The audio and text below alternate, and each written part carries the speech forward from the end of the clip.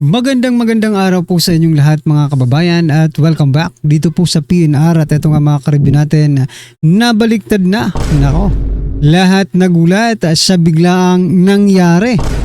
Ayan mga kababayan, patungkol po riyan ang ating aalamin at bibigyan ng reaksyon ngayong araw na ito. Pero bago pong lahat mga kababayan, sa mga hindi pa po nakapag-subscribe sa ating munting channel ay pa-subscribe naman po at palike na rin po ng video ito. Maraming salamat po at ito na nga. Simulan na po natin to.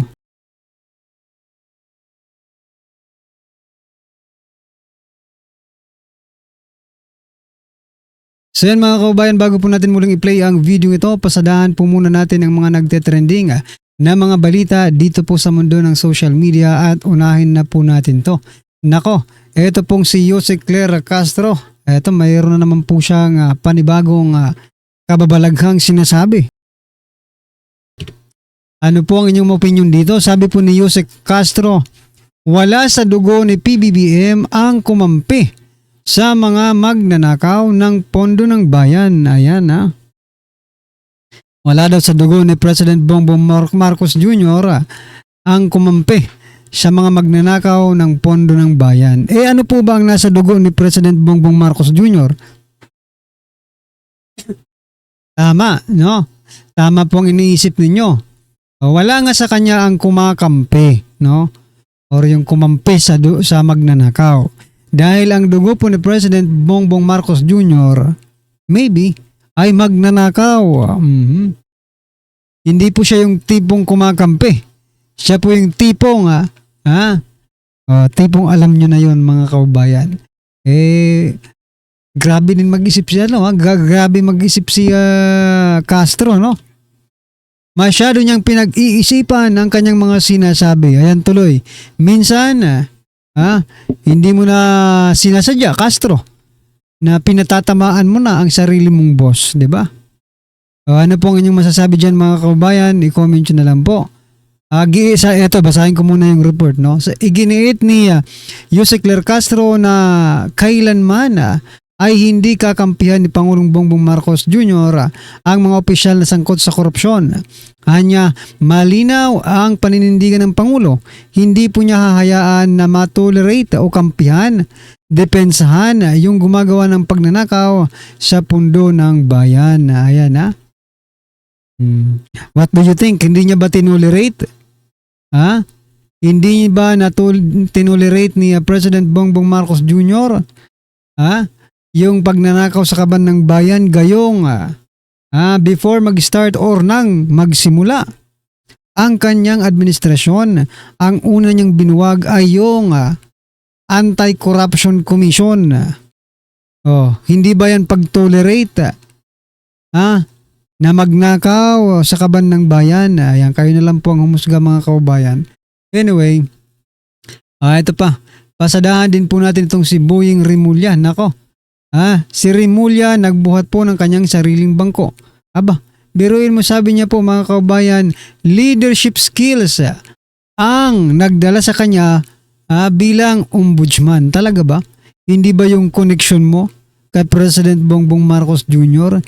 Hindi nga alam natin, no? Hindi nga natin alam kung ano ba talagang meron kay Rimulya at hindi mahindian ni President Bongbong Marcos Jr. Ito, pakinggan po natin si Rimulya mga kababayan at bigyan po natin ng reaction to. You are the first politician to be the ombudsman. If you look at Wikipedia, everybody else came from the judiciary. What do you think is that special insight that you have, having come from that other side, as Sess asked, no, that you can bring to the table? It's the leadership that I can provide. It's a leadership that I can provide. The direction that I can provide. And I think the perspective that I have, which the others don't have or never had, because I came from, I was a practitioner of law. I came from the legislature. I came from the executive, and I came from the elected politics. I became a governor of our province, and I know where these things, what matters, what things people complain of, and I really wanted to be in this position to correct these things. Marami kasing mahirap na gawin, kagaya sa Kongreso. Dyan, walang tawiran ng teritoryo dyan Very territorial ang Kongreso. Hindi mo talaga, if you want to live through the next 3 years, let them be and let yourself be. Ganun ang mga patakaran sa Kongreso. Sa governor naman, you go local, strictly local. Kaya iba-iba yan. Pero the perspectives are there in providing to give me the room to fight corruption. Kasi alam ko ang kalakaran kung paano gumagalaw ang mga tao at kung anong hinaing ng taong bayan tungkol sa kilos ng gobyerno. So yan alam po ni Boying Remulla ang kalakaran. Ha? O ibig sabihin mga kababayan, paano niya nalaman yung kalakaran? Galing siya dun sa kalakarang yun mga kababayan. Ay nako. Talagang wala talaga tayong pag-asa sa ombudsman, no? Mga kababayan, pag si Remulla po ang nandyan, isa lang po ang naiisip natin, it is not independent institution, no? It is politically motivated, no?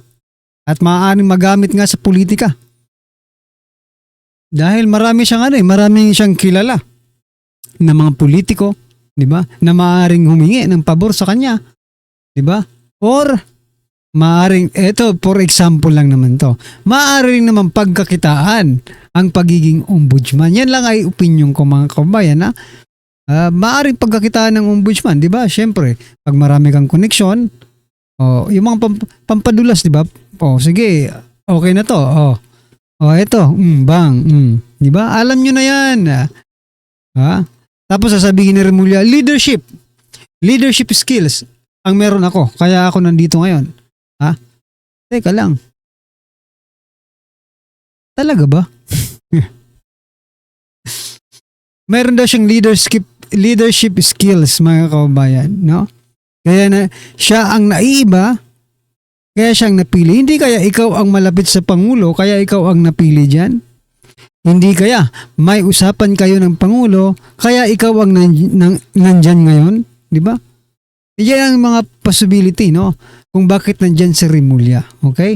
Huwag nyo na kaming utuin pa ng masyado, di ba? Ito pa mga kabayan, Vice President Sara Duterte naman, no?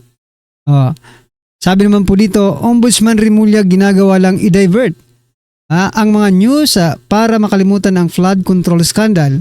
Ganito mag-maniobra para ubusin ang pera ng bayan. Ito mga kabayan, Vice President Sara Duterte nagsalita patungkol po kay Remulla. Ito, pakinggan po natin to. Bagong Ombudsman Remulla na hukay niya ulit sa hukay yung formalities. Sa tingin niyo may nilulutong narrative yung administration? Oh yes. Oo. Matagal naman na ako nagsasabi, di ba, na wala namang ginagawa itong gobyerno na ito. Kundi, number 1, mamulitika, at number 2, ubusin ang budget ng Pilipinas sa korupsyon. So yan lang yun. Ang ginagawa nila, sir, sa totoo lang. Meron ba kayong nakikitang project? Wala. Di ba? So ibig sabihin, wala na silang ibang objective para sa kanilang pagkaupo diyan sa administrasyon, kundi mamulitika, and ang end goal nila is perpetuation in power. Sinabi ko na yan noon pa. And paano nila gagawin yon? Ay syempre ubusin nila yung kaban ng bayan sa korupsyon. Kasi kung talagang seryoso ang ombudsman sa pag-iimbestiga, imbestigahan nila yung laptop corruption scandal ng Department of Education. Nandoon si Zaldico. At alam ko yun dahil gumawa kami ng sarili naming investigation sa loob ng Department of Education noong ako ay Department of Education Secretary. May I just say na merong confidential funds na pumunta doon sa paghahanap ng ebidensya sa investigasyon na yun. So yan mga kabayan, ano pong inyong masasabi dyan? Nako, talagang hot seat ngayon siya, no? Si Remulla. Laging napapag-usapan mga kabayan. Kasi nga po, we are not satisfied, no? yung taong bayan is not satisfied, are not satisfied dito po, kay Remulla bilang ombudsman, Eh marami marami pong gigil dito kay Remulla. Anyway, eto mga kabayan, panoorin na po natin 'to at bigyan po natin ng reaksyon. Eto na po. Ito ang nakakagulat. Viral na trending ngayon sa mundo ng social media ang di umano'y balitang hinalal ka ng sampay ng Pilipino para maging loyal sa mga ito, hindi para maging loyal sa likong politiko.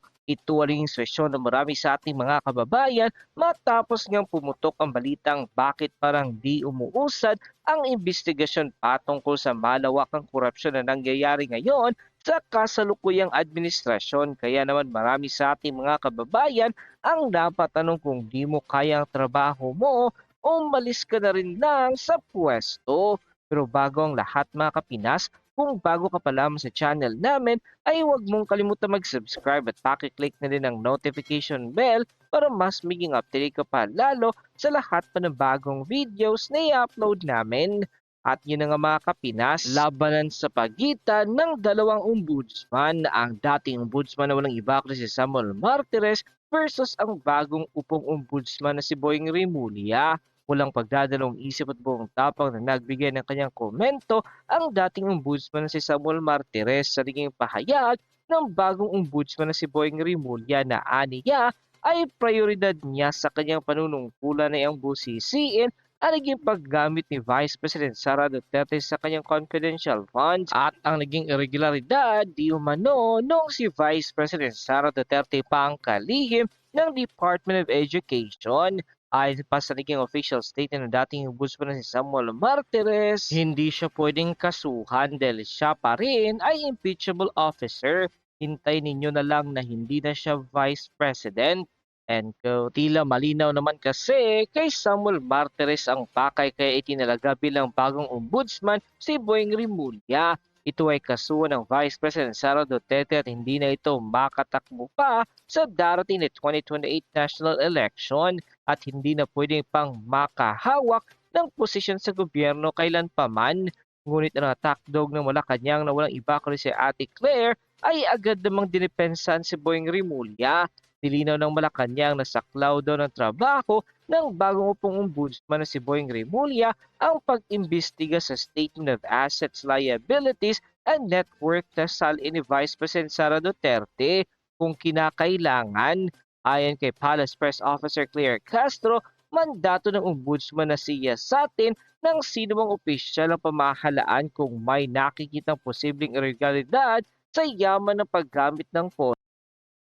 Ang problema nga dyan mga kabayan, Duterte lang ang nakikita ng ombudsman, di ba?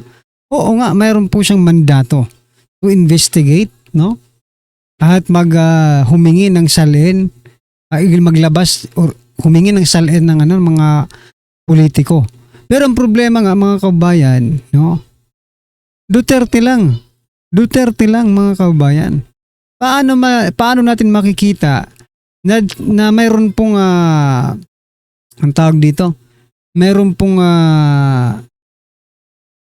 pagiging patas itong si Remulla. Ngayon pa lang nakikita natin hindi magiging patas si Remulla. Kasi sino po ba ang nagtalaga sa kanya? Di ba? Si PBBM.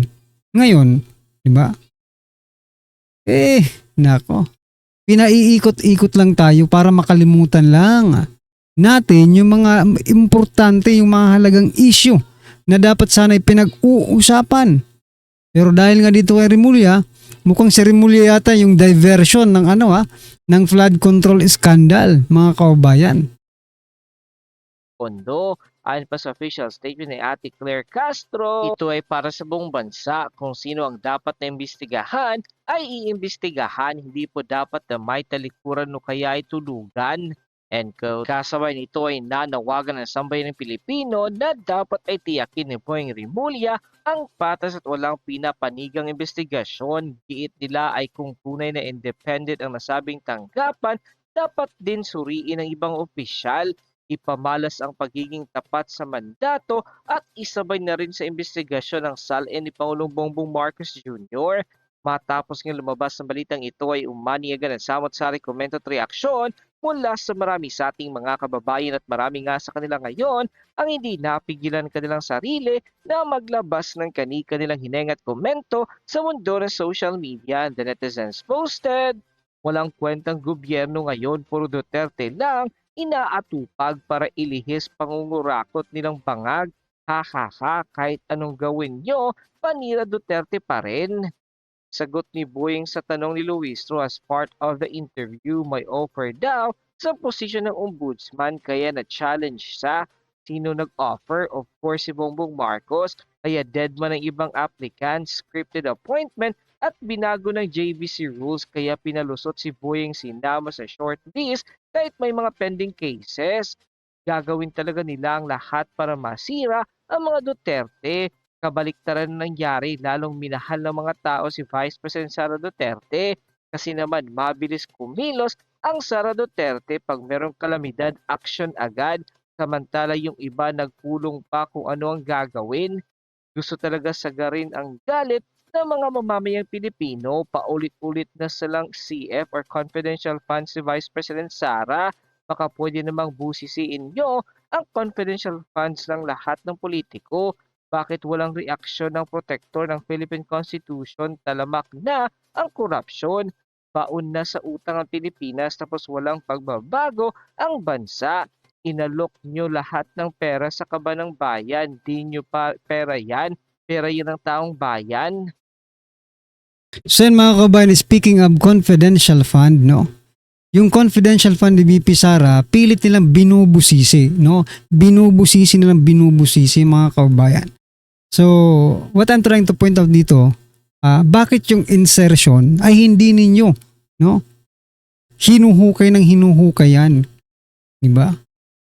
Pagdating sa confidential fund, no, ni VP Sara, grabe kayo ang sisigasig ninyo. May word na ngang confidential para hindi kayo malito. Nandyan na yung word na confidential para hindi kayo magmukhang bobo. Diba? Yung insertion na walang confidential fund, bakit hindi ninyo pinag-uusapan? Diba? Yung confidential, pinag-uusapan. Yung hindi confidential, yung tinatawag na insertion, ay hindi pinag-uusapan. Tapos ngayon, mababalitaan natin mga kababayan na ang pinuno ng mga insertion na ito ay gagawing state witness. Diba? What I'm trying to say mga kababayan, yung naging pinuno ng 19th Congress na kung saan talamak ang insertion, no, ay siyang gagawing state witness. Aba, hindi ba nasisiraan na ng ulong ating gobyerno? Diba? Yung most guilty, gagawing state witness, tapos yung least guilty, siya ang mapaparusahan. Aray ko po. Kakaiba na ito Anyway mga kababayan, ano po ang inyong opinion, reaction patungkol po sa video ito ay comment nyo lang po sa baba. Maraming salamat po.